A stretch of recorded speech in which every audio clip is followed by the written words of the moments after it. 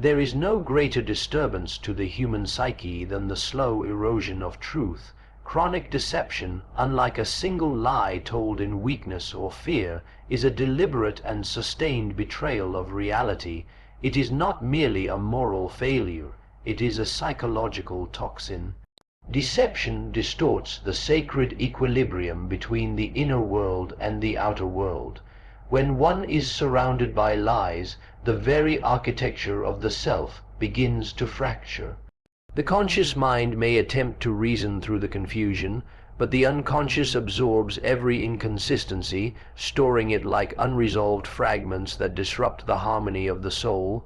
The psyche thrives on congruence. It seeks a world where word and action align, where expression reflects intention. When deception is introduced as a pattern, when it becomes the language of relationship, the psyche recoils.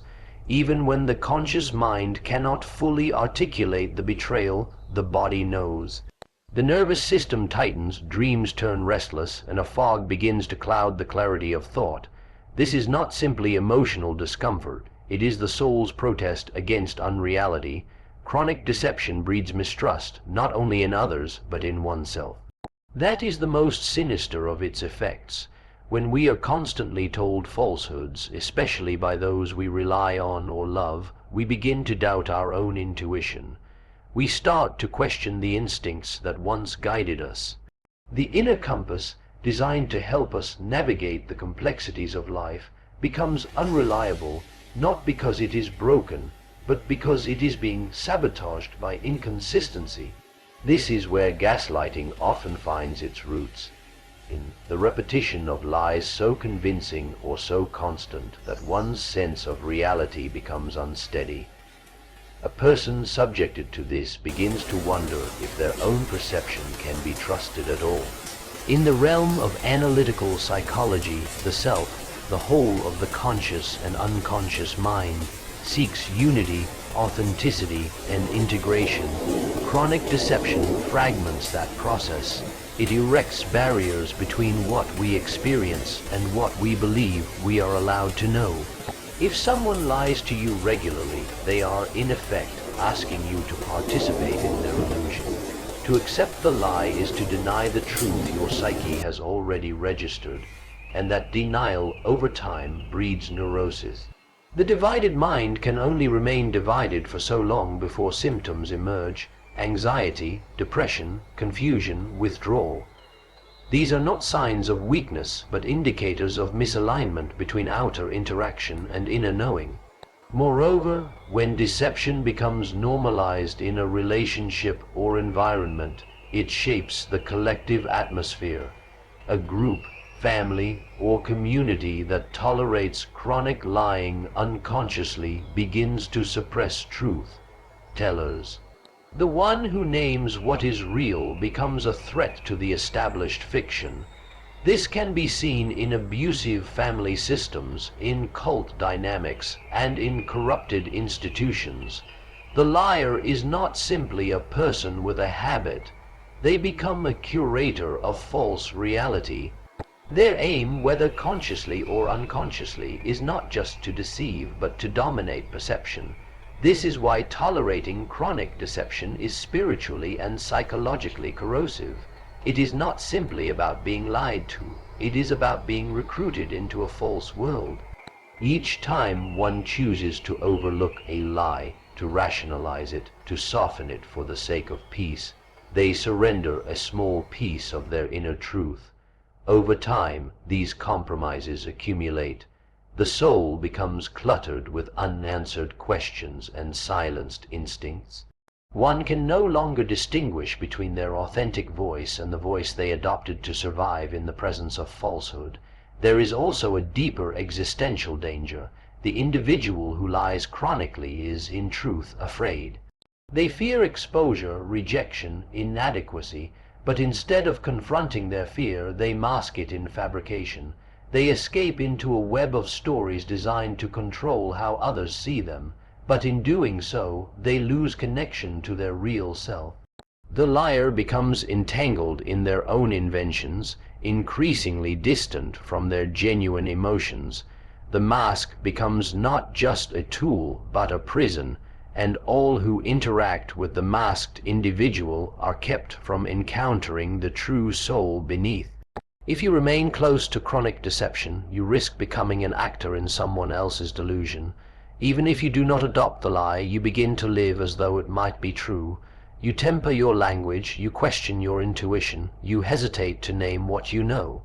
This self-betrayal is subtle at first, but insidious. It breeds confusion, exhaustion, and often shame. The mind, in its attempt to be loyal or kind, starts to betray its own reality. Healing from the effects of chronic deception requires first a recognition of its presence. One must be willing to name the lies, not out of anger, but out of reverence for the truth. The truth, after all, is not simply factual accuracy. It is psychological oxygen. Without it, the self cannot breathe. The individual must also reclaim their intuition, the inner voice that knew all along. It is not broken, merely buried beneath the noise of repeated falsehoods.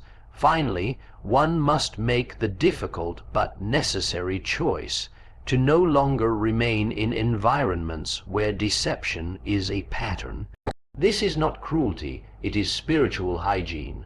Just as we remove ourselves from toxic air to breathe freely, so too must we remove ourselves from toxic words to think clearly. It is not only for your own well-being, but for the restoration of your dignity, your voice, and your reality. To refuse chronic deception is to honor the truth that lives within you, and in doing so, you call yourself back from the edge of fragmentation. You return to yourself. Whole, awake, and free, there is a subtle violence that does not leave bruises or scars, a theft that robs no coins, but drains something far more vital, the emotional vitality of the soul. Emotional exploitation is among the most insidious violations a person can experience because it disguises itself as connection. It masquerades as love, need, dependence, or friendship, and it often appeals to the noblest aspects of one's nature, empathy, compassion, loyalty, and the desire to help. But beneath its surface lies a profound imbalance of energy and intention. One gives and the other takes. One opens their heart and the other minds it. To be emotionally exploited is to have one's feelings, patience, or kindness used as tools in another's service, often without reciprocity, without consent, and without regard for the cost. It is not always done consciously. Many exploiters are themselves unaware of their hunger for affirmation, support, or validation. Yet ignorance does not absolve the damage. What begins as a subtle leaning becomes, over time, an emotional dependency in which one person becomes the constant reservoir for another's unprocessed emotions, unmet needs, or unresolved traumas. The human psyche is designed for mutuality. In healthy emotional exchanges there is flow. Both give and receive, listen and express, hold and be held. When one consistently gives while the other only receives, the natural psychic rhythm collapses. The giver, often the more emotionally intelligent or sensitive individual, begins to feel tired, not just physically, but existentially. They find themselves anticipating emotional demands before they are spoken. They self-censor to avoid triggering insecurity or outbursts. They carry guilt not their own, responsibility never agreed upon, and anxiety that originates from the imbalance they can sense but rarely name. Emotional exploitation often occurs in close relationships, romantic, familial, or platonic, where the bond itself becomes the cover for the manipulation. The exploiter might not demand directly, but their mood shifts, their silence, their passive aggression, or their expressions of victimhood become the tools by which they pull sympathy and attention. The one being used often stays silent at first, believing they are helping, believing they are being loving. They mistake codependency for care, enabling for empathy, yet something in their unconscious registers the violation. The dreams grow darker, the joy they once had in the relationship fades into quiet dread. They begin to feel unseen, not because the other cannot see them, but because the other only sees their usefulness. The psyche cannot flourish where it is merely a resource. It withers in conditions where it is seen not as a sovereign being, but as an emotional service provider. Jungian psychology teaches us that the self seeks wholeness, not servitude. The soul cannot complete its journey when it is tied to someone else's inability to grow. To remain in a state of emotional exploitation is to defer one's individuation, the process of becoming fully oneself.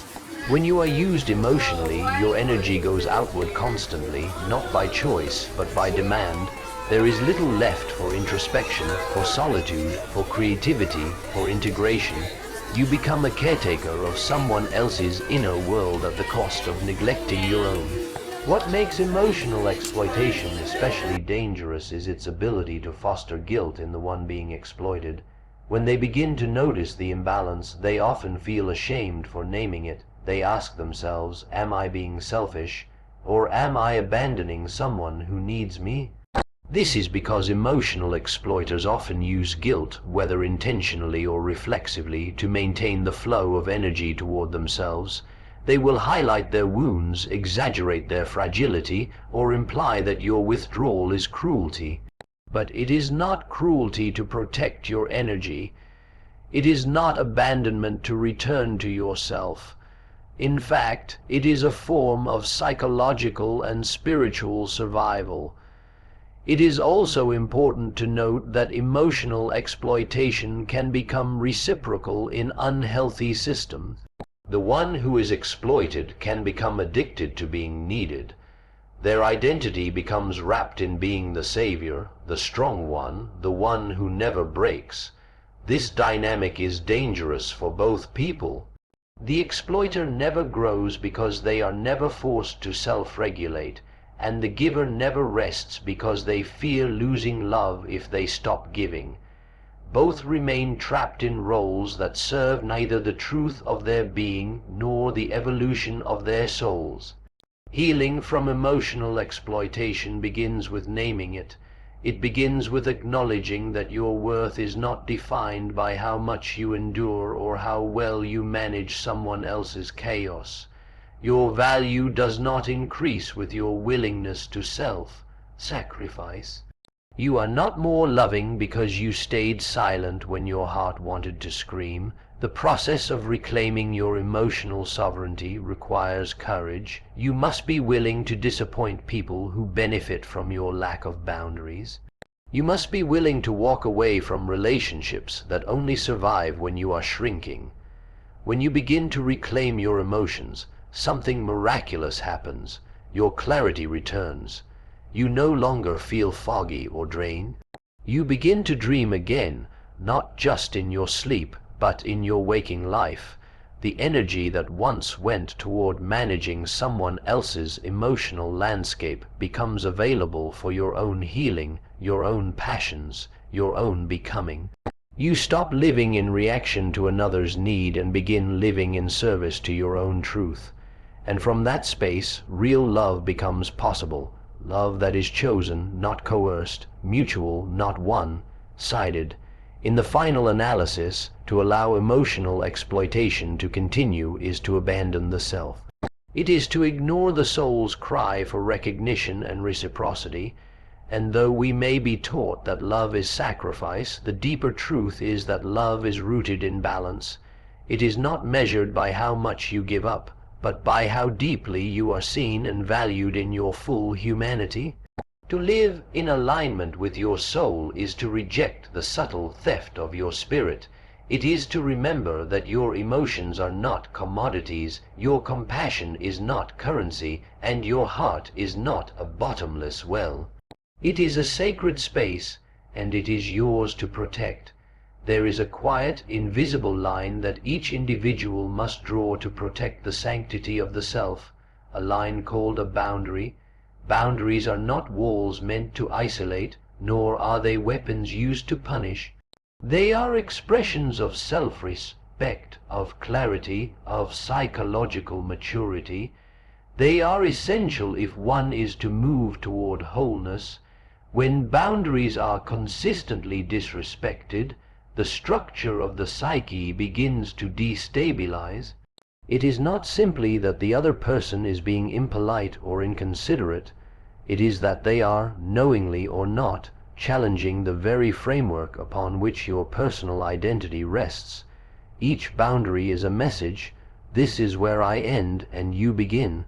And to have that message ignored repeatedly is to be pulled into a vortex of confusion, self-doubt, and inner dislocation. The consistent violation of boundaries often begins subtly. A person may interrupt your thoughts, overstep your decisions, disregard your time, or attempt to control your emotional responses.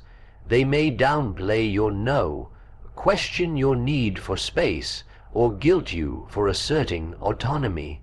At first, the boundary crosser might seem charming, passionate, or just close, but closeness without respect is not intimacy, it is enmeshment.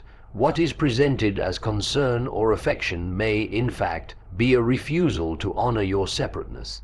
And without separateness, the self cannot emerge. Boundaries are where selfhood begins. They are formed through early experiences, how we were parented, how our emotions were handled, whether our individuality was honored or dismissed. Those who grow up in environments where their boundaries were disrespected often struggle later in life to define and protect them. They may believe that love requires surrender, or that to be accepted they must yield. This early confusion becomes fertile ground for others to repeat the same violations. One finds themselves in friendships, partnerships, or work relationships where their time, energy, or values are continually disregarded. The sense of violation is deep but hard to articulate. Often, the individual wonders if they are overreacting, if perhaps they are being too sensitive or selfish, but that very doubt is a symptom of the wound. To endure ongoing boundary violations is to live in a psychological environment of siege. The psyche, over time, learns to stay on alert. One anticipates the next intrusion. The nervous system is always scanning, bracing. There is little rest, and in that state of tension, the creative, intuitive, exploratory aspects of the self are forced into retreat. One becomes more reactive, less spontaneous. The inner space that should be reserved for reflection, dreams, and self-inquiry is now occupied with defense. The self does not grow in captivity. Furthermore, those who repeatedly ignore boundaries are not neutral. They are enacting a pattern, sometimes consciously, often unconsciously, of dominance or disregard. Some boundary violators are driven by a need to control. They do not want you to exist fully on your own terms because your independence threatens their sense of power. Others are so consumed by their own needs or wounds that they cannot register your separateness. Either way, the result is the same. You become an object, a means to their end, rather than a sovereign being. You are not seen as a center of consciousness equal to theirs, but as an extension of their desire or fear. In analytical psychology, the self seeks individuation, the process by which a person becomes who they truly are. This journey demands space. It requires silence, autonomy, the ability to say yes and no without coercion. It necessitates environments where the soul can unfold without fear of being interrupted, redirected, or overridden. Consistent disrespect of boundaries is the antithesis of individuation. It keeps the individual tied to roles that serve others' needs but starve their own. The mother who never allows her adult child privacy, the friend who always demands attention during your moments of rest, the partner who invades your solitude with emotional chaos. Each one inhibits the sacred movement inward. One of the most dangerous aspects of ongoing boundary violation is that it distorts one's sense of reality. If your limits are ignored long enough, you begin to question whether they are legitimate. You might believe you are too rigid, too cold, too unforgiving. This self-doubt is often reinforced by the violator, who may accuse you of being unreasonable or uncaring when you attempt to assert your needs, and so the victim of the violation becomes the one who feels guilty. This reversal is not just unfair, it is psychologically devastating. It causes the person to retreat from their own inner authority, to outsource their self-worth to others who do not respect it. To tolerate the consistent disregard of boundaries is to invite erosion. Over time, your life no longer feels like your own. You are always accommodating, always adjusting, always explaining. The energy that should be devoted to becoming is spent managing, and yet the soul remembers what it means to be whole. That memory, even if buried, creates unrest. It whispers, "This is not how it was meant to be." That whisper grows louder the longer the violation continues. It may appear first as anxiety, then depression, then rage. These emotions are not signs of brokenness. They are messages from the self demanding recognition, defense, and repair. The restoration of boundaries begins with reclaiming your inner authority. You must learn to believe in your right to define the terms of your own existence. This is not selfishness, it is spiritual alignment. When you enforce a boundary, you are not punishing another. You are honoring yourself. You are declaring that your time, your body, your emotions, and your mind are sacred territories. And like any sacred space, they require gates, not to keep the world out, but to determine consciously what may enter. Those who genuinely care for you will respect these gates. They may not always understand them immediately, but they will not try to force their way through. Those who persist in violating them reveal that their love or loyalty is conditional, tied to your continued availability. When you begin to uphold your boundaries, these people may become angry, withdrawn, or manipulative. But this reaction is not a reason to abandon yourself. It is confirmation that you were right to draw the line. The journey toward wholeness cannot occur in a state of emotional trespass. Only when the self is free to exist on its own terms, to decide what it allows and what it refuses, can it begin to flower into fullness. And so, each boundary you uphold is not a wall of separation, it is a declaration of sacred presence. It is a step toward authenticity, sovereignty, and peace. There exists no greater affront to the unfolding of the human soul than contempt for growth. It is one thing to fear change, another entirely to scorn it, to meet another's development with cynicism, resistance, or derision. This attitude is not always loud or overt. Often it whispers, cloaked in sarcasm, disguised as practical concern, or expressed as quiet indifference when a person takes the first steps toward transformation. But whether subtle or pronounced, such contempt is a corrosive force. It diminishes the sacred journey of individuation, the essential process by which a person moves from unconscious repetition toward conscious integration of the self. Growth is not linear, nor is it tidy. It is rarely comfortable, either for the one undergoing it or for those nearby. It often brings about shifts in values, lifestyle, relationships, and identity. And in this shaking of the familiar, those who are committed to their own stasis often feel threatened. The one who seeks to evolve becomes a mirror, reflecting what the other has long avoided confronting in themselves. Where there is growth, there is light, and where there is light, shadows become visible. The individual who holds contempt for growth is usually one whose own shadow has been deeply repressed. They cannot tolerate seeing another break free because it highlights their own unfreedom. This contempt may appear in the form of criticism when someone changes their habits, their philosophy, or their way of life. A person begins therapy and is mocked for being too sensitive. Another begins to assert boundaries and is called selfish or difficult. Someone leaves behind an unhealthy environment and they are accused of arrogance or betrayal. This response reveals more about the accuser than the one changing. It is not the growth itself that offends, but the implication that remaining the same is not a virtue. And so, growth becomes the scapegoat for the discomfort of those unwilling to face their own inertia. In the symbolic language of the psyche, growth is death and rebirth. One must leave behind familiar identities, coping mechanisms, illusions, and dependencies. The ego resists this, for it fears dissolution. Yet without this shedding, there is no movement toward wholeness.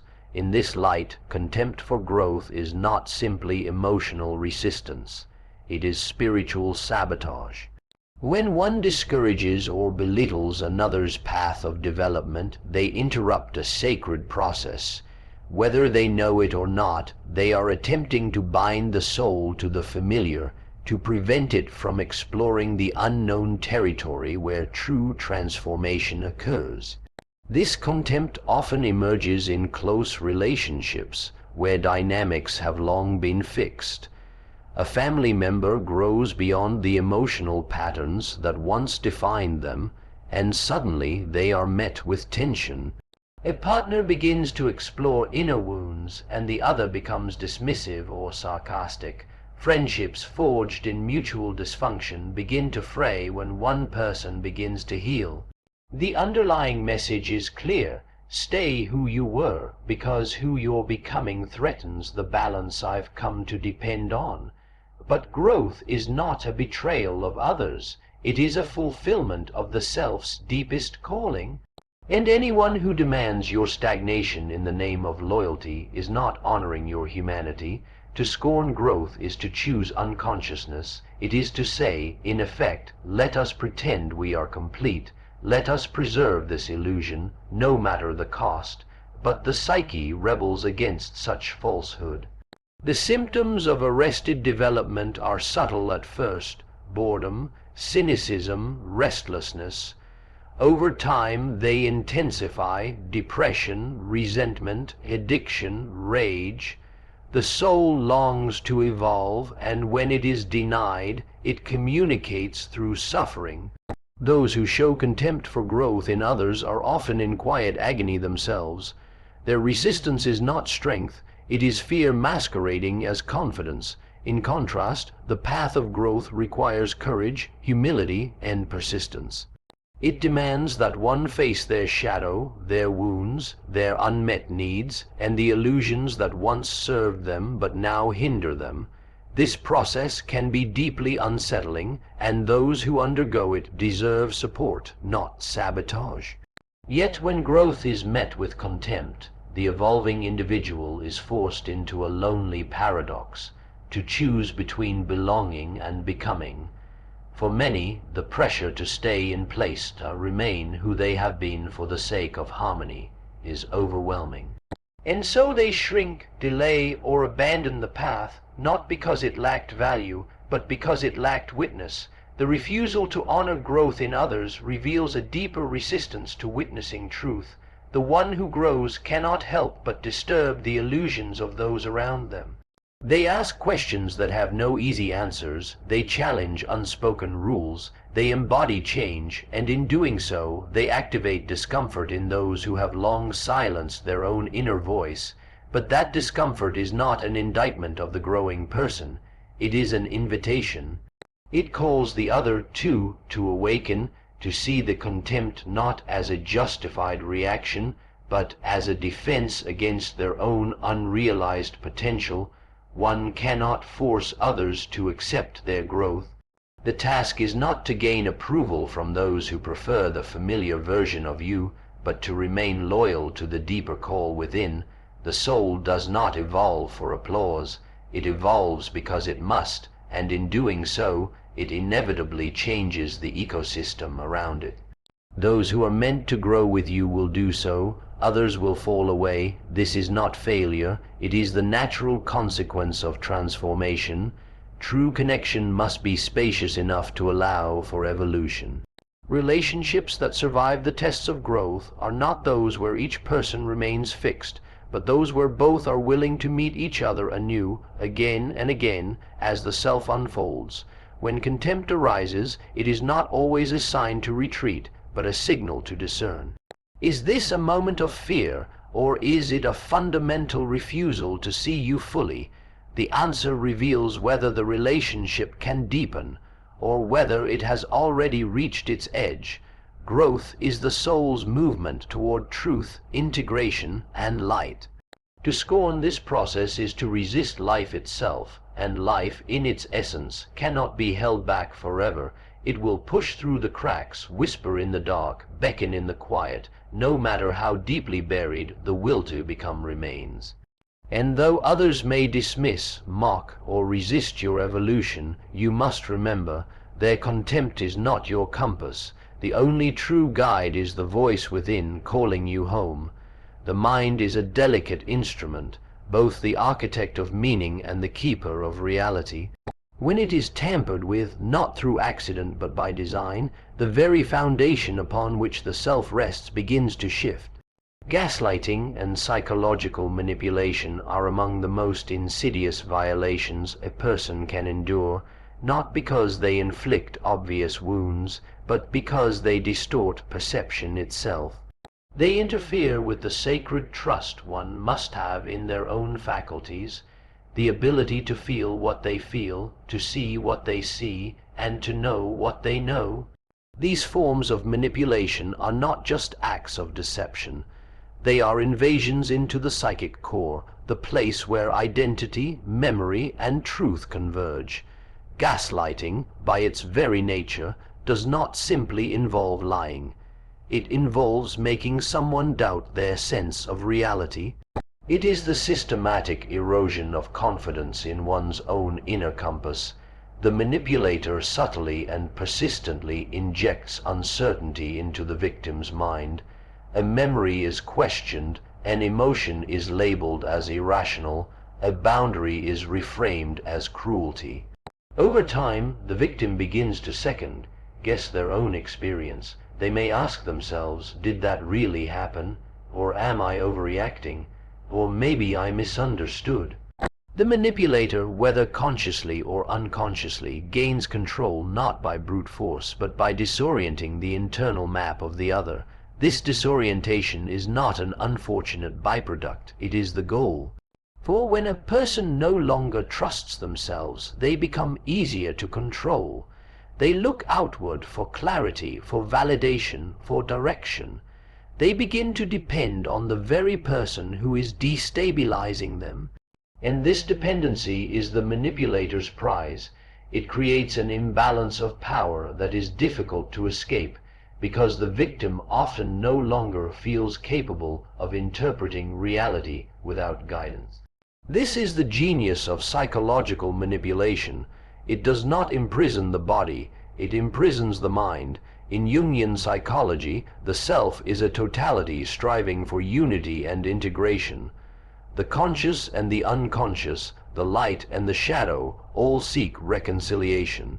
But psychological manipulation fractures this process. It alienates a person from their own unconscious wisdom. The victim, in trying to maintain connection with the manipulator, may suppress dreams, intuitions, gut feelings, all of which are critical tools for the unfolding of the psyche. In order to stay in the manipulator's world, they must reject their own. This internal split is what makes gaslighting so dangerous. It forces the individual to abandon their inner truth for the sake of an imposed narrative. The manipulator's tactics are varied but often share common features: contradiction, minimization, blame, shifting, and emotional invalidation. They may commit an offense and later deny it outright. They may belittle your reaction, calling you too sensitive or unstable. They may project their own behavior onto you, accusing you of the very manipulations they are enacting. Over time, these tactics create a fog in which clarity becomes a rare visitor. The victim may even begin to police their own emotions, censor their thoughts, or apologize for perceptions that were entirely valid. What is most disturbing is that gaslighting often occurs in intimate settings, romantic relationships, families, close friendships. These are spaces where trust should be safest, yet they become arenas of distortion. And because love or loyalty is involved, the victim often persists in believing that the problem lies with them. They strive to improve, to communicate better, to understand the manipulator's point of view. This willingness to grow, to reflect, is noble, but when met with manipulation, it becomes a weapon turned against them. The very qualities that make someone compassionate are used to deepen their confusion. The psychological toll is immense. The victim may experience chronic anxiety, depression, shame, and isolation. They may withdraw from others, fearing judgment or further confusion. They may lose interest in their passions, unable to access the joy that once guided them. And beneath all of this lies a deeper pain, the loss of trust in oneself. This is the soul wound of gaslighting. It convinces you that your inner world is not reliable, that your perceptions are flawed, that your truths are dangerous. And without inner truth, the path to individuation becomes nearly impossible. Yet even in the depths of manipulation, there is a whisper of truth that cannot be silenced. The psyche has an innate orientation toward wholeness. It resists fragmentation. It dreams, it aches, it signals when something is off. For many who have endured gaslighting, the first step toward healing is the moment they begin to listen again to the quiet voice inside that says, "This isn't right." That voice may have been buried, ignored, or scorned, but it never disappears. It is the self reaching out from within, trying to restore the lost connection between experience and understanding. Healing from psychological manipulation involves reclaiming one's reality. It requires courage to stand in the uncertainty that follows the undoing of false narratives.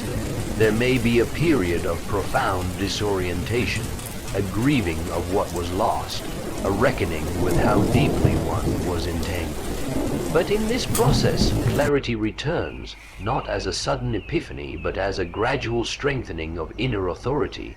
The victim begins to say, "I remember what I felt," or "I trust what I saw," or "I do not need anyone else to confirm my truth." These are sacred affirmations. Each one is a thread that reconnects the psyche to its wholeness. There is no need for revenge or vindication.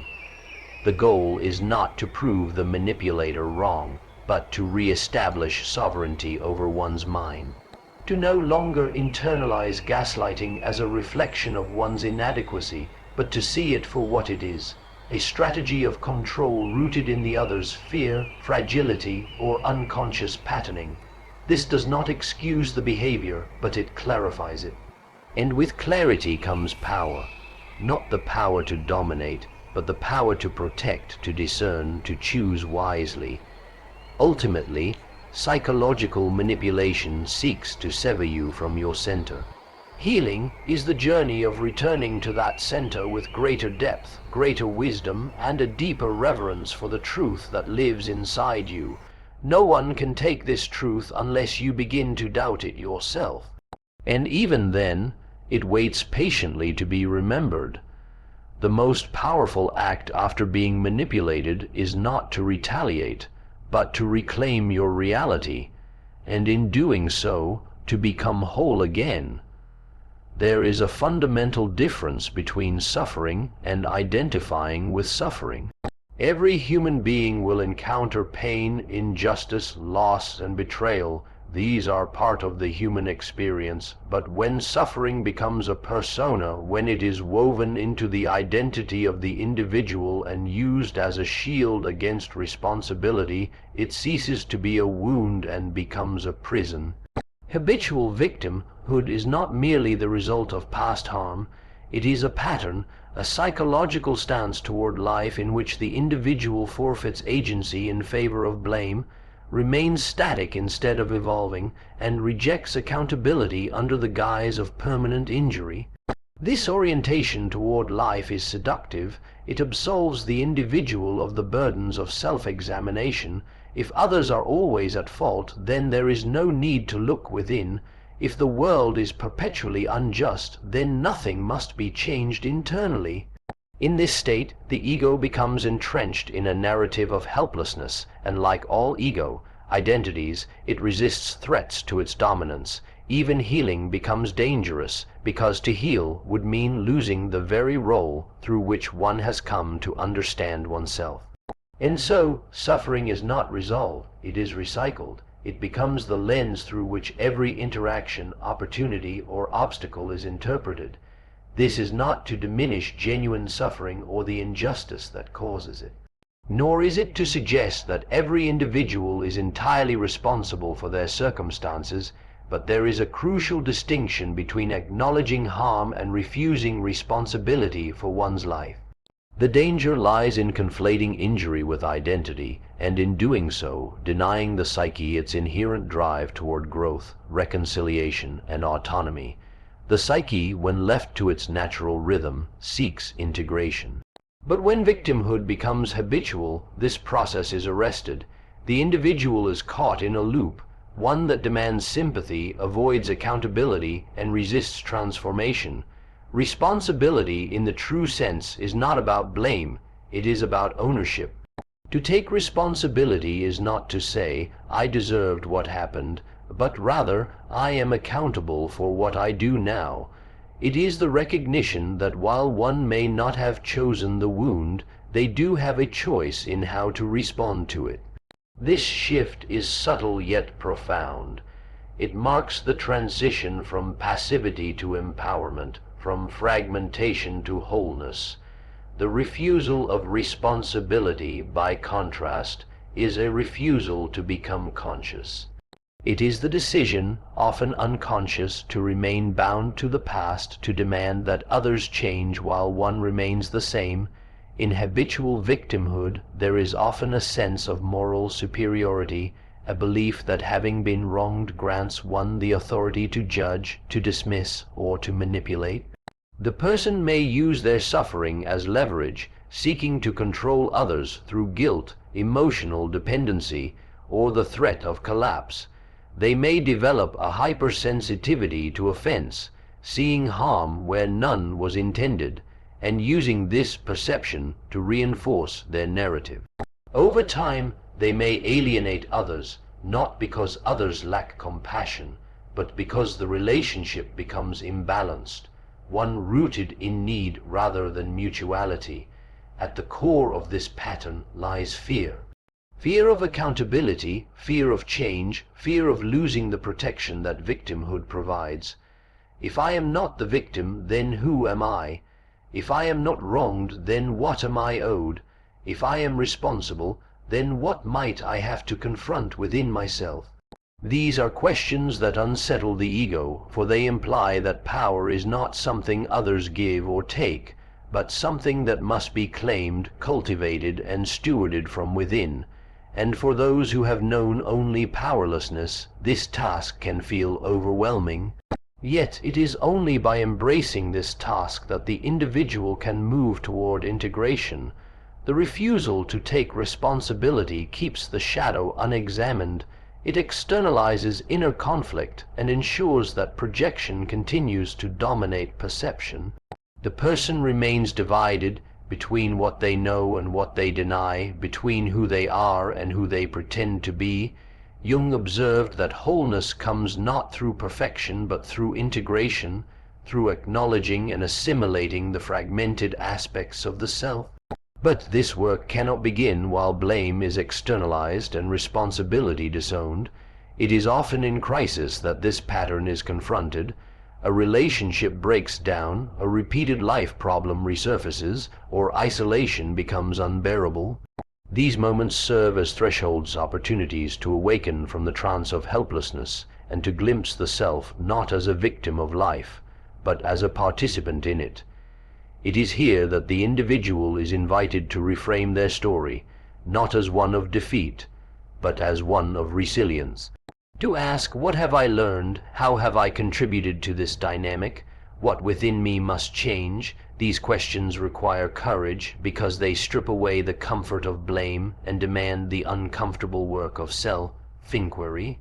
They do not deny pain but honor it by seeking meaning within it.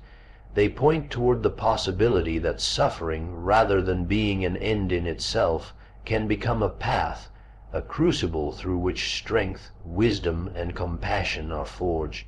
This path does not erase the past, but it reclaims the future. True empowerment lies not in being immune to suffering, but in refusing to be defined by it. It is the ability to stand in the ruins of one's story and begin again, not with denial, but with clarity.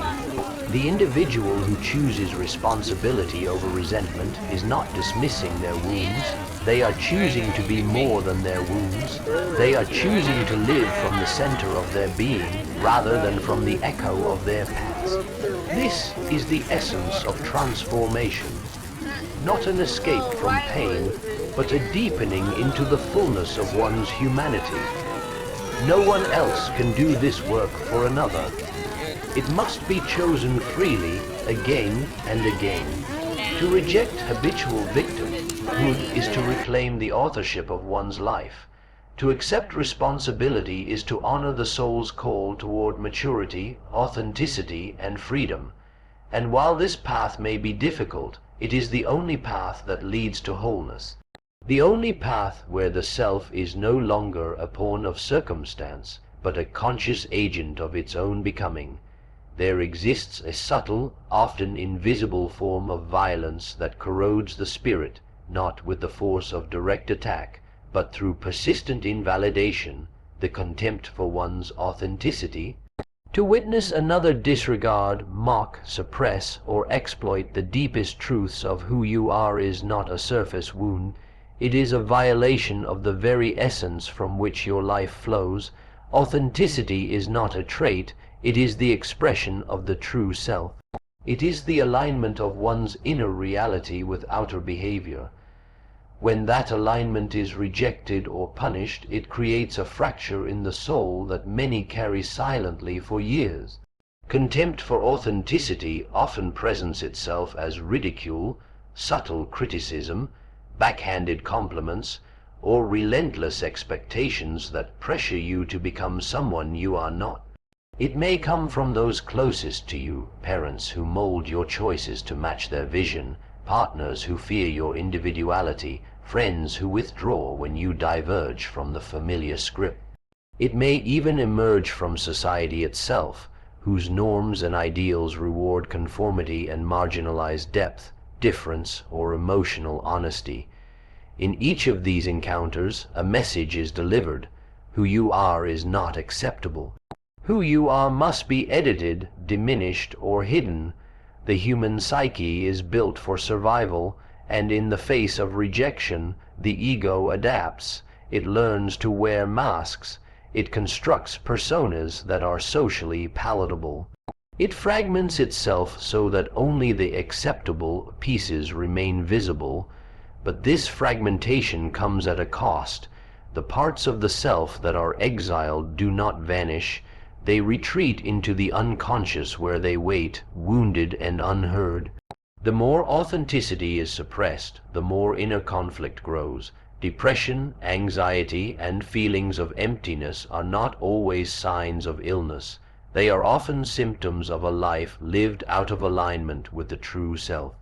To live authentically is not merely to express preferences or adopt a rebellious stance against norms. It is to live in fidelity to your inner voice, to allow your values, desires, and perceptions to guide your actions, even when they differ from what others expect. It is to speak the truth you know, even when your voice shakes, and it is precisely this truth, telling that those who scorn authenticity cannot tolerate. When someone shows contempt for your authenticity, it is often because your truth threatens their illusion. It unsettles their projection. It reveals a freedom they have not yet claimed for themselves. The danger of remaining in environments where authenticity is consistently devalued cannot be overstated. Over time, the inner voice grows faint, self-doubt replaces inner knowing, one begins to question their desires, distrust their feelings, and rely increasingly on external validation. The person may appear functional, even successful, but inside they feel disconnected from their own life. They may wake each morning in the company of an invisible ache, unsure of its source, yet burdened by its presence.